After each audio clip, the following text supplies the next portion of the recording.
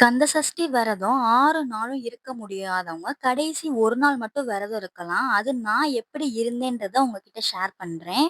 கடைசி 1 நாள், அதாவது திருச்செந்தூர்ல சூரசம்ஹாரம் நடக்கிற அன்னைக்கு 1 நாள் மட்டும் முழு விரதம் இருக்கலாம். காலைல எந்திரிச்சு, குளிச்சுட்டு, சாமிக்கு பூஜை பண்ணிட்டு, விரதத்த ஸ்டார்ட் பண்ணிருங்க. ஈவ்னிங் திருச்செந்தூர்ல சூரசம்ஹாரம் நடக்கும். அத பார்க்க முடியும் அப்டின்னா, போய் பாருங்க. அப்படி இல்லன்னா, பக்கத்துல ஏதாவது கோவில்ல, முருகன் கோவில்ல நடக்கும்.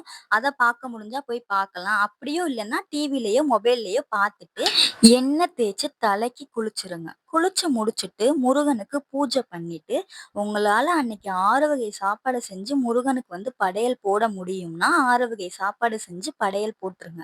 அந்த படையல் போட்ட சாப்பாட நீங்க சாப்பிட்டு விரதத்த முடிக்கலாம். அப்படி இல்லன்னா, தயிர் சாதம் மட்டும் செஞ்சு வச்சு படையல் போட்டுட்டு, அந்த தயிர் சாதம் சாப்பிட்டுட்டு விரதத்த நீங்க முடிச்சுக்கலாம். இது 1 நாள் விரதம் இருக்கிறவங்க மட்டும் தான் 6வது நாளே விரதத்த முடிக்கணும். நீங்க 6 நாளும் விரதம் இருக்கீங்க அப்படின்னா, 7வது நாள் திருக்கல்யாணத்த பார்த்துட்டு தான் நீங்க விரதத்த முடிக்கணும்.